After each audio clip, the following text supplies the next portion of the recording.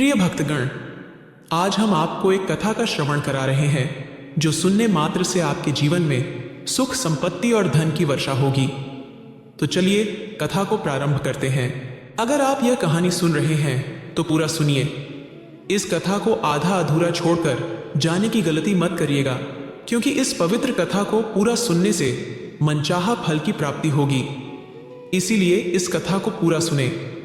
आप शिव भक्त हैं तो भोलेनाथ का अनादर न करें। माता पार्वती भगवान शिव से पूछती है, क्या सच में भाग्य ही सब कुछ तय करता है? किसी को बुरा बोलना, चुगली करना, बुराई करना, जलन और ईर्ष्या का भाव रखना, ये सब आपकी तरक्की और खुशियों को रोक देते हैं। ये आपके जीवन में गहरा प्रभाव डालते हैं। क्या भाग्य में लिखा कभी मिट सकता है? आज की इस सुंदर कहानी में आपको पता चलेगा कि जो कुछ भी हमारे जन्म से पहले लिखा जा चुका होता है, क्या उसे मिटाया जा सकता है? अगर आप यह सब जानना चाहते हैं तो कृपया इस सुंदर कहानी को अंत तक जरूर सुने। अब देर न करते हुए कहानी शुरू करते हैं। प्राचीन समय की बात है। एक गांव में भोला नाम का गरीब किसान रहता था। उसके परिवार में सिर्फ वह और उसकी पत्नी रहते थे। किसान के घर में बहुत समय के बाद एक लड़के का जन्म हुआ। किसान और उसकी पत्नी बहुत खुश थे। सभी आसपास के लोग किसान को बधाई देने के लिए आ रहे थे। एक दिन सुबह का वक्त था। तभी किसान के घर के बाहर से एक साधु ने भिक्षा के लिए आवाज लगाई। किसान के घर में आज खुशी का दिन था, इसलिए उसने साधु महाराज को अंदर बुला लिया और उन्हें बैठने के लिए कहा। जब साधु महाराज बैठ गए तो किसान ने उनसे कहा, महात्मा जी, हमारे घर में बहुत समय के बाद बच्चे का जन्म हुआ है। आप कृपया इसका नामकरण कर दीजिए। साधु ने जैसे ही बच्चे को अपनी गोद में उठाया, उन्होंने देखा कि बच्चे की बाजू पर एक चिन्ह बना हुआ है जो राजयोग को दर्शाता है। साधु बच्चे की बाजू पर चिन्ह देखकर हैरान रह गए। किसान ने जब साधु को हैरान परेशान देखा तो उसने पूछा, महात्मा जी, क्या बात है? आप इतने परेशान क्यों नजर आ रहे हैं? साधु ने कहा, बेटा, मैं परेशान नहीं हूं, बल्कि बहुत खुश हूं, क्योंकि तुम्हारा बेटा बहुत किस्मत वाला है। तुम्हारे बेटे की किस्मत में राजयोग लिखा है। किसान ने कहा, महात्मा जी, मैं आपकी बात समझा नहीं, आप क्या कहना चाहते हैं? साधु ने कहा, बेटा, तुम्हारा पुत्र एक दिन राजा बनेगा। इसका विवाह 21 वर्ष की आयु में इस राज्य की राजकुमारी के साथ होगा और फिर यह इस नगर का राजा बन जाएगा। साधु की बात सुनकर किसान बहुत खुश हुआ। जब गांव के लोगों को पता चला कि भोला का बेटा एक दिन इस नगर का राजा बनेगा, तो सभी लोग उसे देखने के लिए आने लगे। एक दिन की बात है, उस नगर का राजा हिरण का शिकार करते करते काफी दूर जंगल में निकल गया, लेकिन हिरण राजा के हाथ नहीं आया। राजा को हिरण का पीछा करते करते प्यास लग गई, लेकिन आसपास कोई नदी या तालाब नहीं मिला जहां से वह पानी पी सके। राजा काफी समय से जंगल में इधर उधर घूम रहा था। पानी की तलाश में भटकते हुए राजा उसी गांव में पहुंच गया जहां भोला रहता था। तभी राजा की नजर एक महात्मा पर पड़ी। राजा ने महात्मा से पानी मांगा। महात्मा ने राजा को रुकने के लिए कहा और अपनी कुटिया के अंदर से पानी लेने चले गए। महात्मा ने पानी लाकर राजा को दिया और राजा पानी पीने लगा। पानी पीने के बाद राजा ने देखा कि बहुत सारे लोग बाहर इकट्ठे हो रहे थे। राजा ने महात्मा से उन लोगों के बारे में पूछा तो महात्मा ने कहा कि ये सभी भोला के घर जा रहे हैं, क्योंकि उसके घर में एक बहुत ही किस्मत वाला बच्चा पैदा हुआ है और मैंने उसके बारे में भविष्यवाणी की है। राजा ने पूछा, बाबा, ऐसी कौन सी भविष्यवाणी की है जिसके कारण सभी लोग वहां जा रहे हैं? महात्मा ने कहा, साधु बाबा ने बताया है कि जब भोला का बेटा 21 साल का होगा तो उसका विवाह इस राज्य के राजा की पुत्री के साथ होगा और उनका पुत्र इस राज्य का राजा बनेगा। महात्मा की बात सुनकर राजा को बहुत गुस्सा आया और उसने कहा, आखिर एक मामूली किसान का बेटा मेरी पुत्री के साथ विवाह कैसे कर सकता है? महात्मा जी, मैं ही इस राज्य का राजा हूं और आप क्या सोचते हो कि मैं अपनी बेटी की शादी एक मामूली किसान के बेटे के साथ कर दूंगा? महात्मा ने कहा, राजन, जो इस बच्चे के भाग्य में लिखा है उसे कोई नहीं मिटा सकता। राजा को अपनी ताकत पर बहुत घमंड था। उसने कहा, महात्मा जी, मैं भगवान का लिखा हुआ आपको मिटाकर दिखाऊंगा। महात्मा ने मुस्कुराते हुए कहा, राजन, मैं भी यही हूं और आप भी यही हैं, देखते हैं। राजा ने महात्मा को प्रणाम किया और वापस अपने राजमहल चला गया। रात को राजा को नींद नहीं आ रही थी। वह यही सोच रहा था कि किसी भी हालत में उस साधु की भविष्यवाणी को सच नहीं होने देना है। अगले दिन राजा अपना वेश बदलकर भोला के गांव में पहुंच गया। लोगों से पूछते पूछते राजा भोला के घर पहुंचा। राजा ने भोला के घर के बाहर जाकर उसे आवाज लगाई। भोला उसकी आवाज सुनकर घर से बाहर आया और पूछा, आप कौन हैं और किस लिए आए हैं? राजा ने कहा, मैं सेठ हूं और मेरे खुद के कपड़े का व्यापार है और पास के ही गांव में रहता हूं। मैंने लोगों से सुना है कि तुम्हारे घर में एक तकदीर वाला बच्चा पैदा हुआ है और उसकी किस्मत में राजयोग लिखा हुआ है। भोला ने कहा, हाँ सेठ जी, आपने सही सुना है। राजा ने भोला से कहा, अगर तुम बुरा ना मानो तो एक बात कहूं? भोला ने कहा, हाँ सेठ जी, बोलो। राजा ने कहा, तुम अपना बच्चा मुझे दे दो, इसके बदले में मैं तुम्हें बहुत सारा धन दूंगा और तुम्हारे बच्चे का पालन पोषण भी करूंगा। भोला की पत्नी ने कहा, नहीं सेठ जी, मैं अपना बच्चा आपको नहीं दे सकती। राजा ने कहा, तुम एक मामूली किसान हो, तुम अपने बच्चे का पालन पोषण अच्छी तरह से कैसे कर सकोगे? भोला ने सेठ की बात सुनकर कहा, हाँ सेठ जी, आप ठीक कहते हो, हम इस बच्चे का पालन पोषण अच्छी तरह से नहीं कर सकेंगे। भोला की बात सुनकर उसकी पत्नी ने कहा, ठीक है सेठ जी, मैं आपको अपना बच्चा देने के लिए तैयार हूं, लेकिन जब ये 21 साल का हो जाएगा तब आप इसे मुझे वापस कर देंगे। राजा ने कहा, हाँ ठीक है, जब तुम्हारा बच्चा 21 वर्ष का हो जाएगा तो मैं इसे तुम्हें वापस कर दूंगा। यह कहकर राजा ने बच्चे को ले लिया और वहां से चला गया। राजा बच्चे को लेकर एक नदी पर पहुंचा। राजा ने सोचा था कि वह बच्चे को नदी में छोड़ देगा और उसकी मृत्यु हो जाएगी, लेकिन बच्चे का मासूम चेहरा देखकर उसकी हिम्मत नहीं हुई।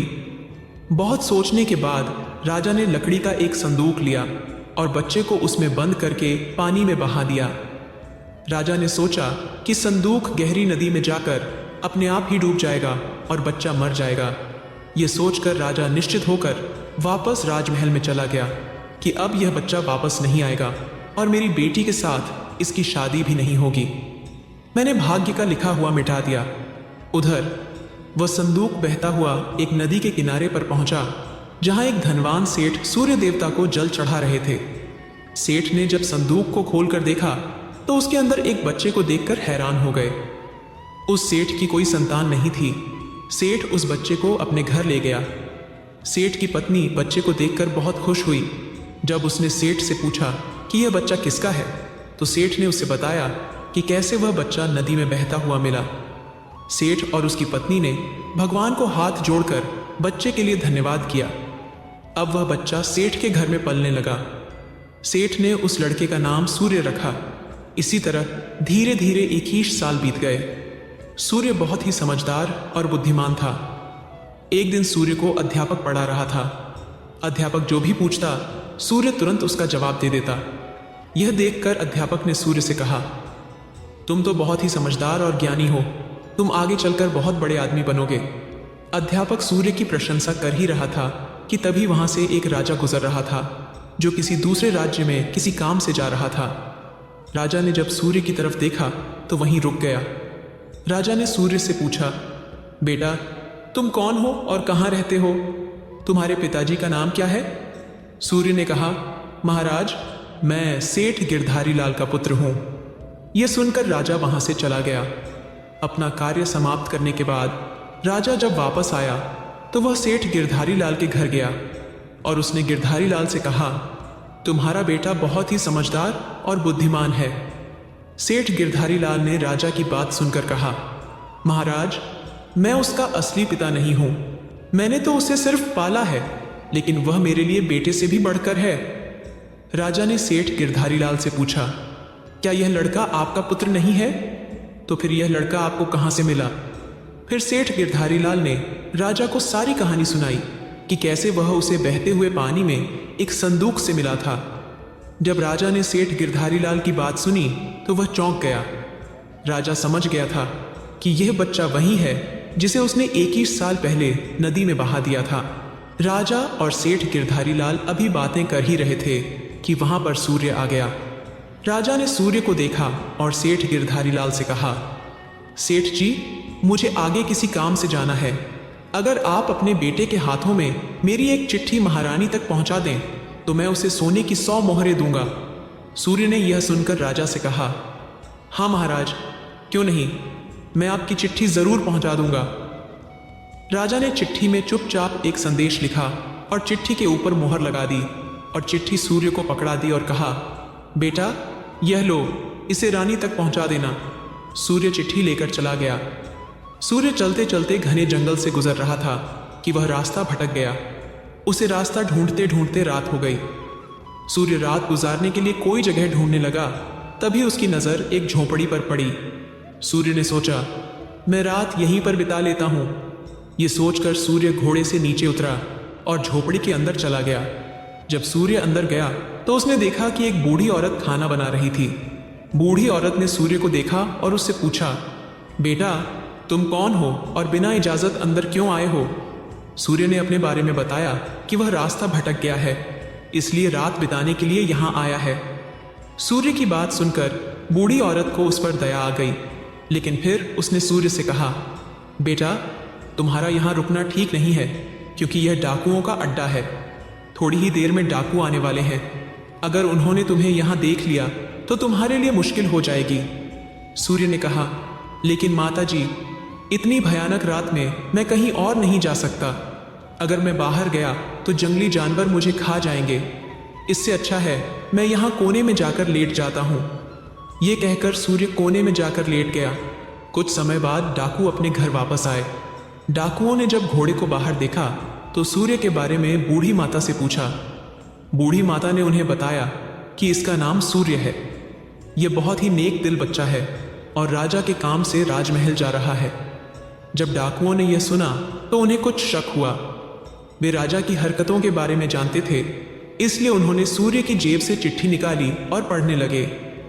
जैसे ही डाकुओं ने वह चिट्ठी पढ़ी, वे सब समझ गए। बूढ़ी माता ने उनसे पूछा, चिट्ठी में क्या लिखा है? उनमें से एक डाकू ने बताया कि चिट्ठी में लिखा है, जैसे ही यह लड़का तुम्हारे पास पहुंचे, इसे उसी समय मरवाकर कहीं दूर दफना देना। यह काम मेरे पहुंचने से पहले हो जाना चाहिए। बूढ़ी माता ने जब यह बात सुनी तो बोली, यह राजा कितना दुष्ट है, जिसके हाथों चिट्ठी भिजवा रहा है उसी को मरवाने का आदेश भी दे रहा है। यह सोचकर बूढ़ी माता ने सोचा कि मुझे इस मासूम को बचाना चाहिए। उसने डाकुओं से कहा।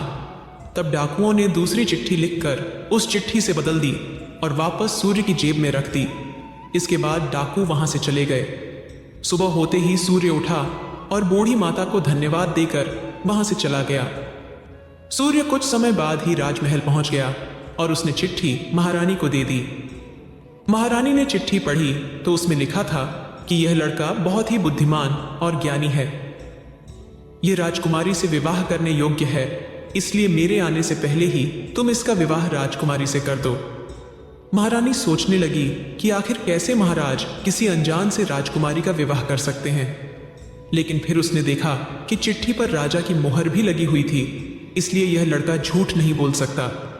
यह सोचकर महारानी ने राजकुमारी का विवाह उस युवक से कर दिया। कुछ दिनों बाद जब राजा वापस आया तो उसे पता चला कि उसकी पुत्री का विवाह उसी युवक से हो गया है। यह सुनते ही राजा गुस्से से आग बबूला हो गया और उसने महारानी से पूछा, तुमने यह सब क्यों किया? तब महारानी ने बताया, महाराज, जैसा कि आपने चिट्ठी में लिखा था मैंने वैसा ही किया है। राजा ने महारानी से चिट्ठी दिखाने के लिए कहा।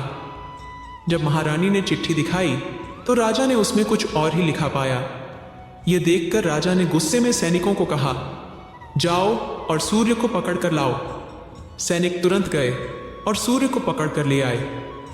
राजा ने गुस्से में सूर्य से कहा, तुमने धोखे से मेरी पुत्री के साथ विवाह तो कर लिया, लेकिन मैं तुम्हें अपना दामाद स्वीकार नहीं करूंगा। सूर्य ने राजा की बात सुनकर कहा, लेकिन महाराज, मैंने तो आपके साथ कोई धोखा नहीं किया है। राजा ने सूर्य की बात सुनकर कहा, तुम मुझे भी बेवकूफ बनाना चाहते हो, लेकिन मैं तुम्हें अपना दामाद स्वीकार नहीं करूंगा। अभी दोनों की बात चल ही रही थी कि एक सैनिक ने आकर राजा से कहा, महाराज, बाहर एक महात्मा आए हैं, वह आपसे इसी समय मिलना चाहते हैं। राजा ने महात्मा को अंदर लाने का आदेश दिया। महात्मा जी अंदर आए तो राजा ने उठकर उन्हें प्रणाम किया और उनके आने का कारण पूछा। महात्मा ने कहा, राजन, लगता है आपने मुझे पहचाना नहीं। राजा ने कहा, नहीं महाराज, मैंने आपको नहीं पहचाना। महात्मा ने मुस्कुराते हुए कहा, राजन, मैं वही हूं जिसे तुम आज से 21 वर्ष पहले भाग्य का लेखा मिटाने की बात कहकर आए थे। जैसे ही महात्मा ने यह बात कही, राजा एकदम से चौंक गया। उसे सब कुछ याद आ गया। महात्मा ने मुस्कुराते हुए कहा, क्यों राजन, भाग्य का लिखा मिटा दिया? राजा ने आंखें नीचे करके कहा, नहीं महात्मा जी, मैं भाग्य के हाथों हार गया। महात्मा ने कहा, राजन, भाग्य के हाथों कोई नहीं जीत सकता, इसलिए अब सूर्य को अपना दामाद स्वीकार करो और अपना राजपाट उसे सौंप दो। राजा ने कहा, महात्मा जी, जैसा आपने कहा है वैसा ही होगा। राजा को समझाकर महात्मा जी वहां से चले गए। राजा ने सूर्य से माफी मांगी और सारा राजपाट उसे सौंप दिया। उम्मीद है आप सभी को यह वीडियो अच्छी लगी होगी। अगर आप शिव के सच्चे भक्त हैं तो चैनल को सब्सक्राइब और वीडियो को लाइक करके कमेंट में हर हर महादेव लिख दीजिए।